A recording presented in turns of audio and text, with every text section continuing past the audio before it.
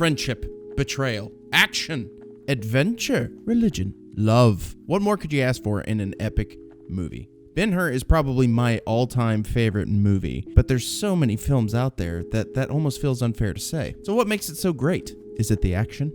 Is it the acting? Ben-Hur was released in 1959, which I believe to be one of the best time periods for film, and I think a lot of people agree with me. The movie was released and was a major hit. It starred Charlton Heston, Stephen Boyd, Hugh Griffith. You know I love me some Hugh Griffith. And just an amazing cast altogether. So strap in, everybody, as we break down William Wyler's Ben-Hur. The movie starts with a narration describing the events surrounding the birth of Christ, because technically, this is a Jesus movie. Name? Joseph. What city? Nazareth. What family? David of Bethlehem. And the woman? My wife. Move on. So you get counted to Bethlehem. Bethlehem. What? What am I writing down? The Star of Bethlehem shows up, and man, this scenery is just awesome. I don't care who you are. I love a lot of the visuals in this movie. It's just so great. Hey, look, it's the three wise men.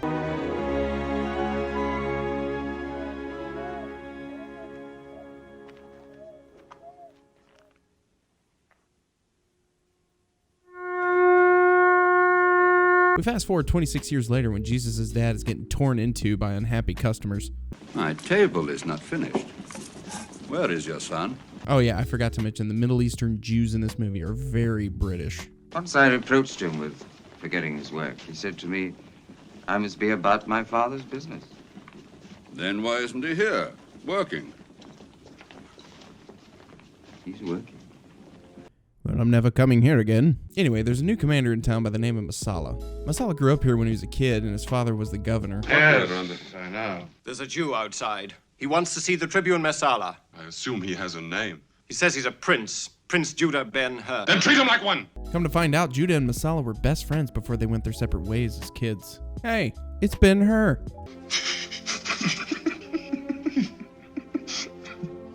What the hell was that? What's the best way to rekindle a relationship after long years apart?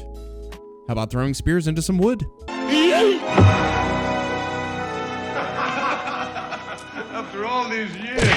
So they go back and forth about the issues at hand, and Masala keeps talking about how great Rome is. The scene is actually really good at showing how the two friends have become separate. Masala basically tells him to shut down any attempts at rebellion and the Romans won't kill all of them. It's pretty clear that Masala is 100% on Team Rome. But Masala reassures Judah that there's nothing to worry about because he's second in command and they're still friends. So it should be good, right? He's got their back, right? He wouldn't betray him or anything, right? The next day, Masala goes over to the crib of Hur to meet with Judah's mother and sister, who he keeps macking on hard, bringing her gifts and peacocking all over the place. We met their armies on the coast, and after 2 days of fighting, they fled. Then we marched on their capital. Barbaric, said it, but fascinating. Or was, till we destroyed it. Now it's nothing but ashes. Nice. Judah takes Masala out to the garage to see a horse that he ends up giving him. Oh, that's sweet. Masala follows up with Judah about what they talked about the day before. Judah explains that not all of the troublemakers are willing to agree with the will of Rome, and that kind of pisses Masala off a little bit. Who are they? Yes, Judah. Who are they? As the temperature goes up in this scene, it's really intense and actually really good. It's probably my favorite scene in the whole movie. Either you help me or you oppose me. You have no other choice. You're either for me or against me. If that is the choice, then I am against you. Oh, he did not like that. So now it's kind of sad because Judah realizes that he's kind of lost his friend, and now Tirza doesn't get any D later. The following day, Judah is visited by his slave/non-slave friend. He's a merchant who kind of deals with his business. He never refers to him as a slave, but he's definitely his slave. When I inherited you, I inherited a friend, not a slave. Slave man has a banging daughter named Esther, and she shows up because she needs to ask Judah for permission to marry since she is technically his property. They grew up as friends, as kids or something like that, but it's not really established very well. Anyway, you can tell it's kind of tough for Judah because he's getting them hungry eyes. Her freedom will be my wedding gift to Esther. So, as a wedding gift, Judah sets her free. Yay! Non-slavery! He shows up at her room later. I think this is her room. I can't tell. It looks like a covered balcony. She starts reminiscing about an incident that happened long ago when Judah and Masala were kids and they went hunting. This scene was an attempt to kind of show how they've known each other or something. He seemed pretty stunned when she first showed up, and now they're talking about the past, so I don't know. She starts tearing up and stuff. It never really made much sense to me why she would be this emotional. Anyway, Judah decides to get one last smooch in before she's gone forever. Look away, it's too graphic. The next day, the new Roman governor comes into town. While he's passing in front of Judah's house, Tirzah, his sister, accidentally knocks a tile off the roof, causing the governor's horse to get scared. That man is dead. No, he's not actually dead, but they think he might be dead. Assuming it's an assassination attempt, the soldiers storm Judah's house and arrest everybody. Take him. Take all of them. Take him away, them! It was me! Let them go! Judah!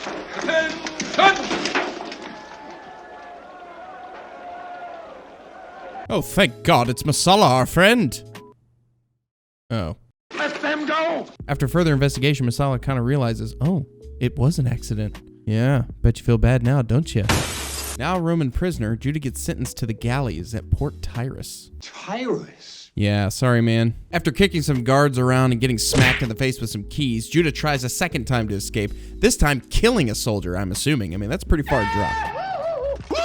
What is wrong with these soldiers? They suck! Oh, come on. He fell down 2 steps and is completely out of it.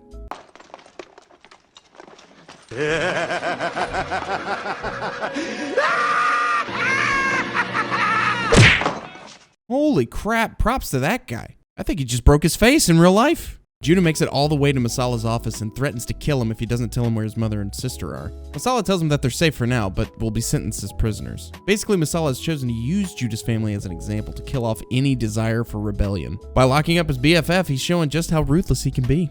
Kill me and your mother and sister will die today. Nailed to crosses in front of you. Go on, Judah. Kill me. Judah can't bring himself to kill Masala for the sake of his mother and sister, and now the seed of revenge has been planted. I will pray that you live till I return. Return? Mr. Not Slave Man comes to Masala to plead for Judah's innocence, but ends up getting put in prison. Welcome to Rome, my dude. We then get a walking montage of Judah being transferred through the desert with other slaves. People are dropping left and right out there because, well, it's the desert. The caravan of slaves makes it to a nearby town to get water for the horses and soldiers. Judah tries to get some, but no water for him. No water for him.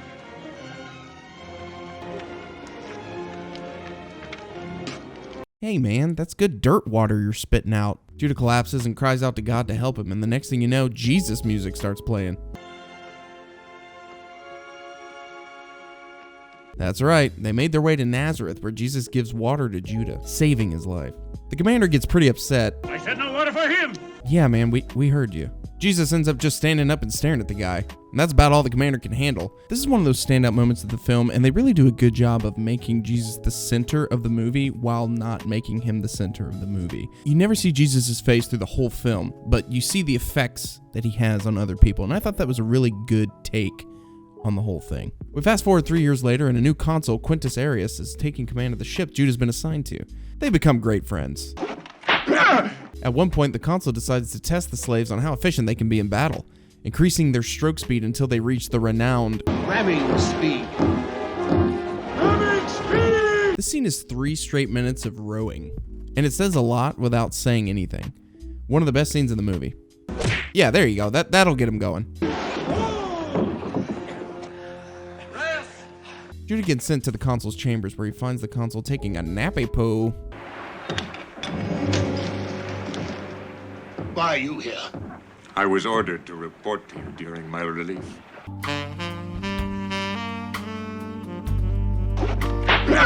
The consul offers Judah a chance to become one of his gladiators, but he refuses. He tells the consul about his mother and sister and earns some unseen sympathy for his situation. Judah also manages to connect with the consul on a spiritual level. He can kind of tell that the guy has lost his faith in whatever he used to believe in.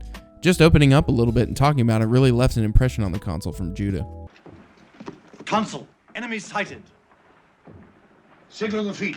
Prepare for battle. Oh yeah, time for a boat fight. This part was always really grim to me. Whenever the Romans go into battle, they chain the slaves to the oars. That is insane to think about. What a crappy life. However, the consul orders Judah's chains to be unlocked. 41. Why did he do that? I don't know. Once before, a man helped me. I didn't know why then. No war for him. So the battle is on, and even though the effects in this are kind of lame in a few shots, this gets pretty damn intense, especially for a movie this old. We're going to be rammed! We're going to be rammed! Oh, that's disgusting.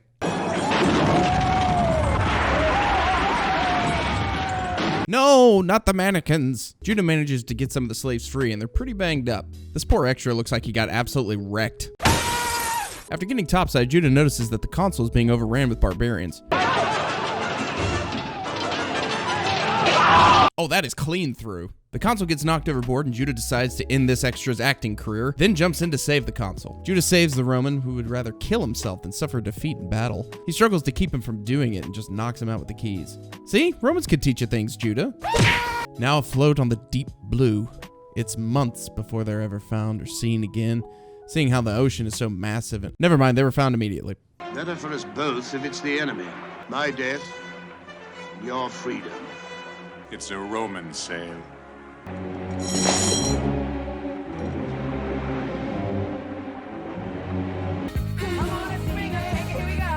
Come to find out, the Romans ended up winning the battle, and the consul was so grateful to Judah that he counts him as one of his own, never to be sent back to the galleys again. Look at that shot, it's so good. So the consul takes Judah back to Rome, and because of his victory, he's rewarded with this sweet-looking baton. Look at that eagle, that is sick. On top of that, Caesar gives Judah to the consul as his slave. We give him to you as your slave to do with him as you like. Such is the will of the Senate, the people of Rome.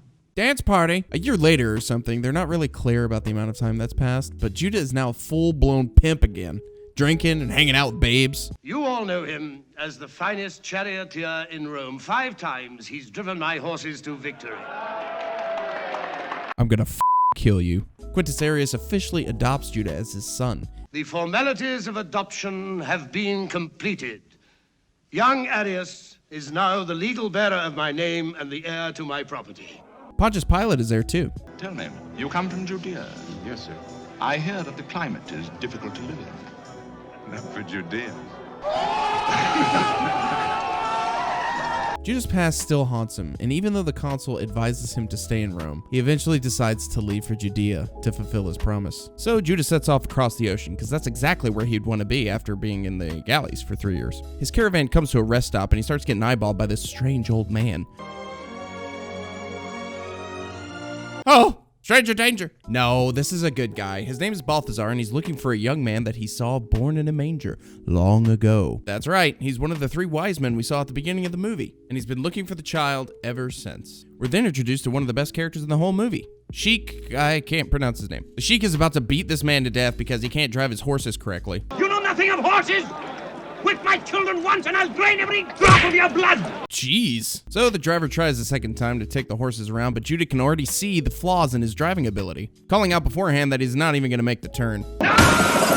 So the Sheik whips onto the chariot with some impressive stunt work, and after donkey kicking his useless driver, makes his way over to Balthazar and Judah. They talk about how Judah used to race in the Great Circus in Rome. The Sheik, being impressed with Judah's resume, invites him to stay for dinner. So they proceed into the Sheik's tent and talk about wives and horses. And take my advice, my friend. Buy yourself some wives. While talking more about chariot races, the Sheik name drops Masala as the reigning champion in Jerusalem. This gets Judah all in a tizzy because, well, obviously. Masala in the circus? Yes. You knew him? I know him. Perhaps without much liking.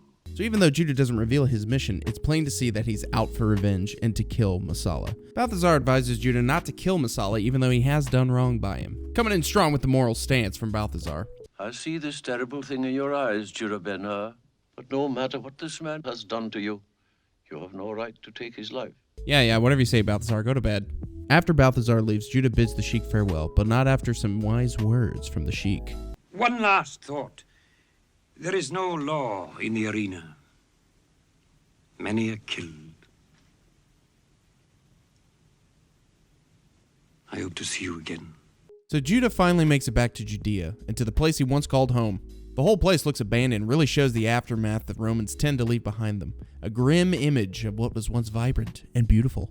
After Judah makes his way inside, he sees Esther coming down the stairs. As he calls her name out, she proceeds to crap her pants. Esther. Why would you do that? If you did that today, you would get shot. He reveals that it's him and tries to comfort her because she's completely out of it. Complete shock.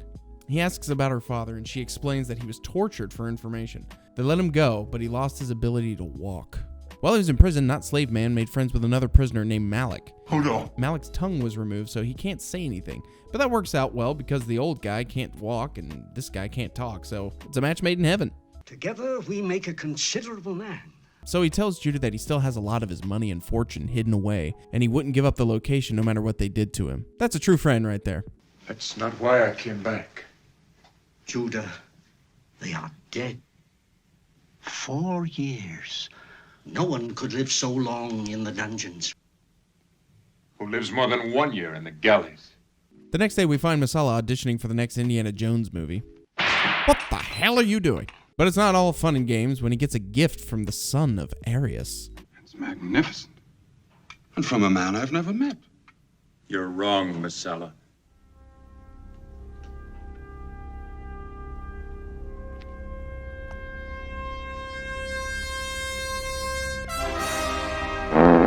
Oh yeah, Judah's back, baby. This is pretty much the only part in the movie where Judah is intimidating and not the victim. My favorite part is when he uses the ring to show the seal of Arius, showing him that he's really legit.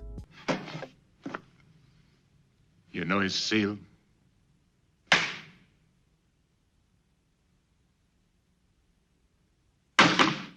That's freaking awesome. He tells Masala to find his mother and sister and he'll forget about killing him as revenge. I am not the governor of Judea. I can do nothing without gratis approval. Then get it. Masala sends his left-hand man to the prison to see if the mother and sister are even alive. This is another amazing atmospheric scene showing the dark cruelty of Rome against prisoners. They end up going deep into the lower level. They really have this grim stuff down pat. How long since you've seen them? Never. And I've been here 3 years. But they're alive, all right. The food disappears. After finding the right cell, the jailer decides to go in and take a look and is a little surprised at what he finds.